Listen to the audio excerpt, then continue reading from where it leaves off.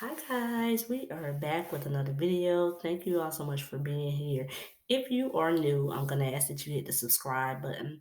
Always give these videos a like and please feel free to comment down below.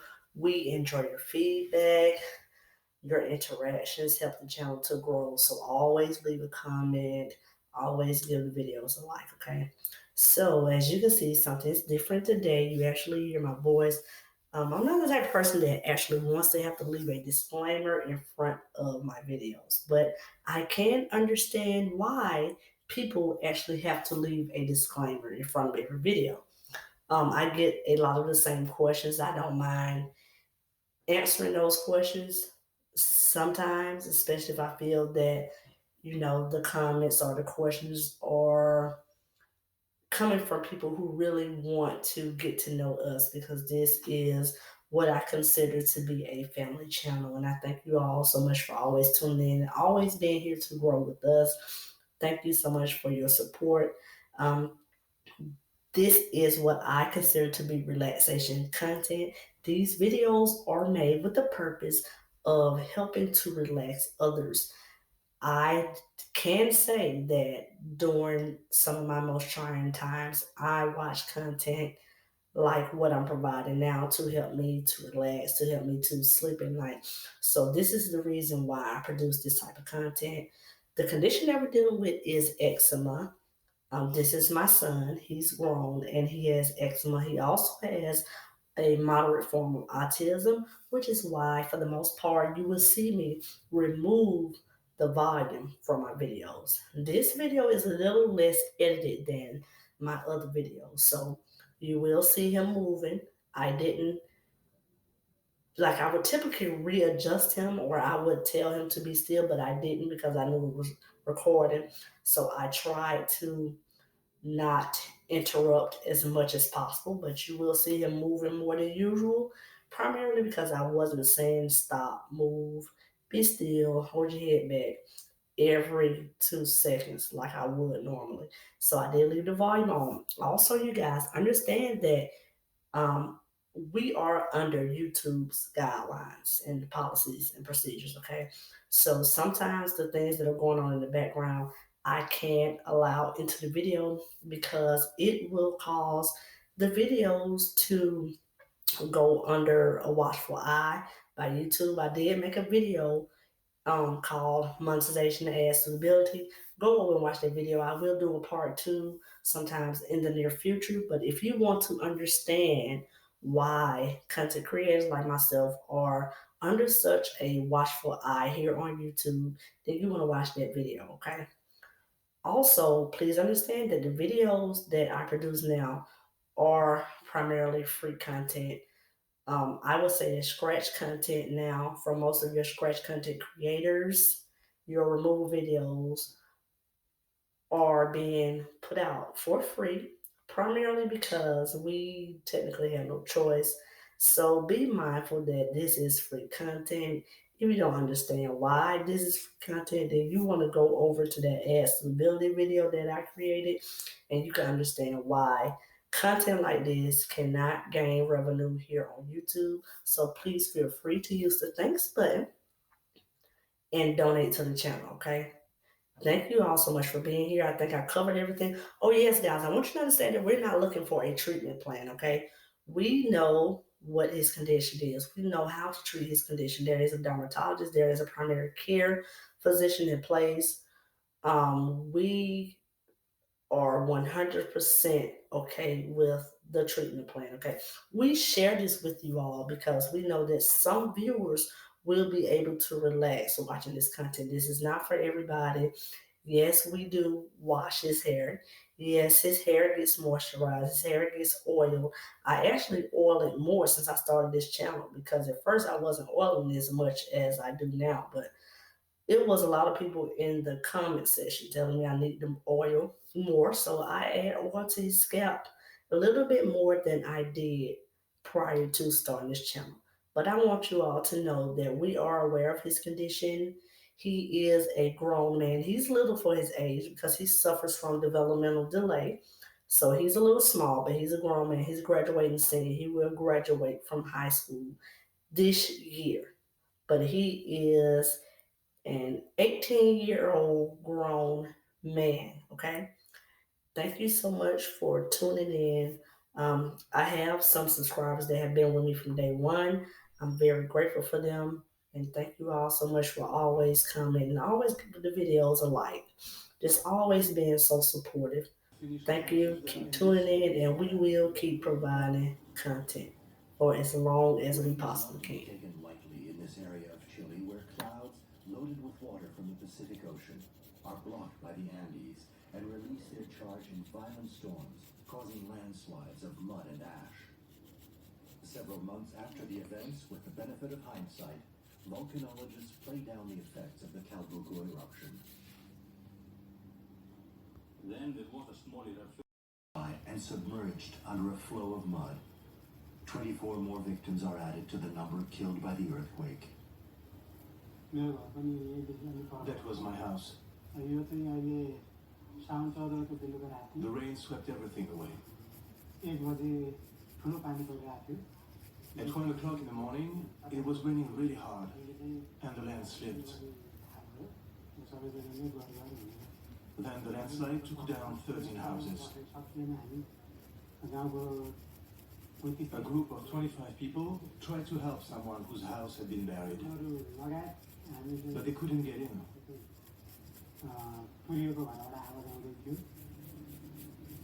There is no rest for the villagers.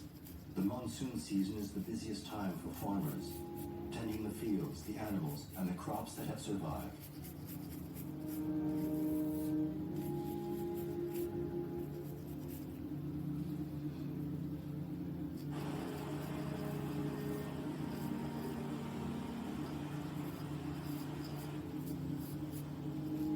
Further down the valley, Nepal's highly populated capital city was also severely shaken. Here, 1 million people live above the clay deposits left behind by a prehistoric lake.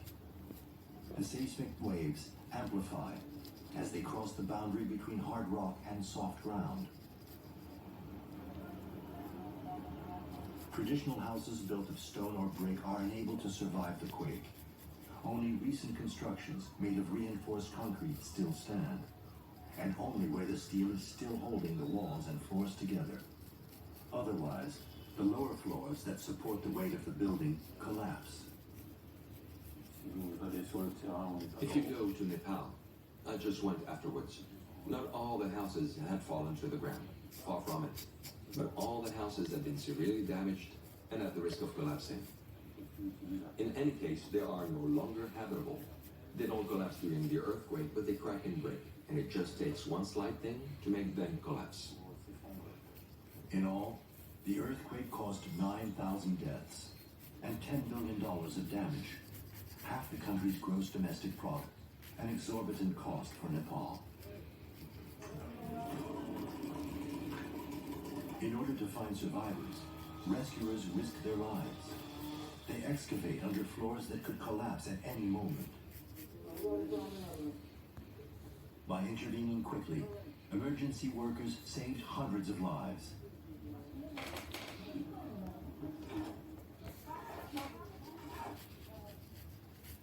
It's extremely difficult to say it in words.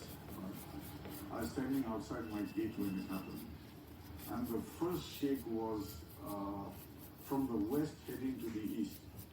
My gate was swinging at least 3 feet to the east and west because my wife, my kid, and my mother were inside the house.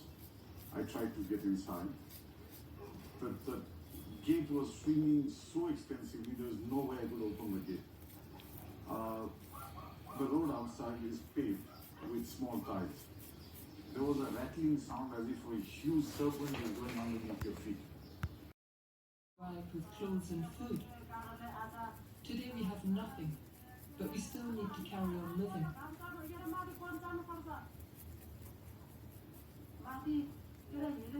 Now we live up here in the fields in an encampment of tents that we built quickly using tarpaulins.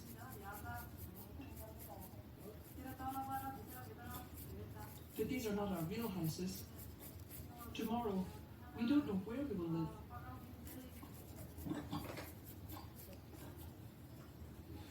Le séisme de 2015 2015 earthquake was a catastrophe for Nepal, but at the same time, it happened on this Saturday, on a beautiful day at the end of the morning. So the rural population was out in the fields, the children weren't at school, they were playing outside.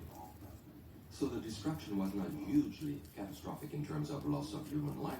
If the earthquake had happened in the middle of the night or when the children were at school, it would have been much more catastrophic. In the following days, dozens of aftershocks continued to shake Nepal, including one strong tremor measuring a whopping 7.3 on the Richter scale.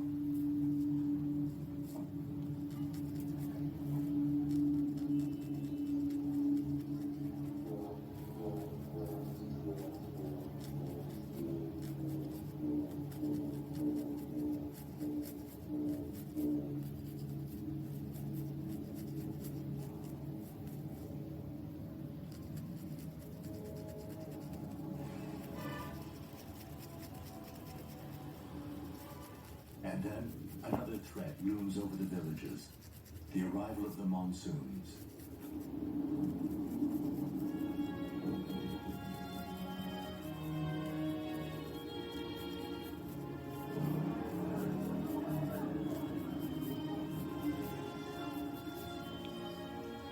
Heavy rains pound the stricken country. Water is inexorably drawn down into the earth. While it runs on the surface, it washes away the ground and turns roads to mud. But when the rainwater pours into the open wounds created by the earthquake, landslides are inevitable. And in Nepal, whole sides of mountains collapse.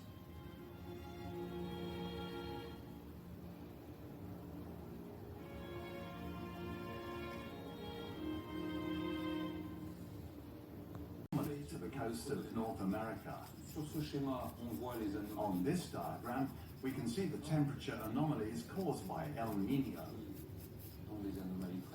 And we also have an anomaly on the coasts, which is a phenomenon on a much longer scale, on a scale over decades, which starts at the beginning of 2014. Qui a commencé début 2014. If the drought is caused by a large-scale climatic phenomenon, it's the combination of this and the El Nino which is developing. The Pacific Decadal Oscillation has a cycle of around 20 to 30 years, and its interaction with El Nino is still not fully understood. Scientists can only state that these large-scale climatic occurrences sometimes combine, as they have in 2015. En fait, c'est une bonne illustration. In fact, it's a good illustration all over the planet. There are these variations of different frequencies. There is the diurnal cycle, night and day, and then we have the weather, the seasons, and now we have El Nino. Everywhere on the planet there are these variations, which we're learning more and more about. We have, on one hand, global warming, which is ongoing, and on the other hand, California, with a Mediterranean-type climate and very little rainfall. The protection for the future is that if we don't... Pressure gases trapped in the magma inside the volcano's reservoir. As the gases are forced out, they lose pressure and swell, taking with them small particles of lava.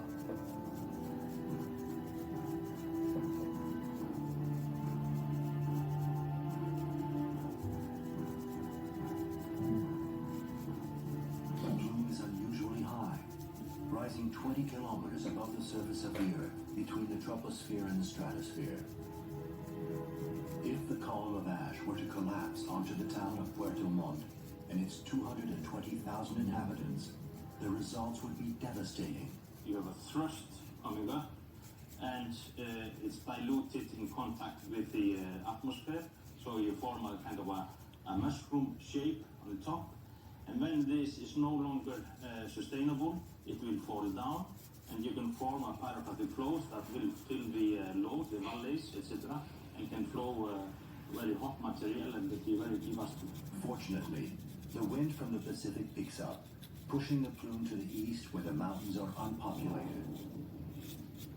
The ash spreads to Argentina, where the authorities are forced to close the airspace. The ash is a dire threat to aircraft engines. very small particles, less than 10 micrometer in size, are not very healthy to breathe because they have sharp edges and they can cut a little bit of your interior.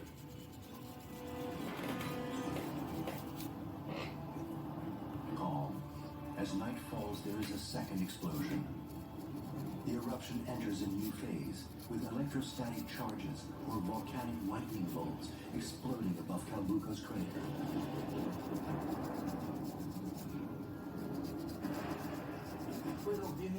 Afterwards, there were bolts of lightning. They were really low. It was an incredible cloud. We could see it in the middle of the night. Really close by. A cloud of sand arrived. It was very thick. We thought it was hailstones falling.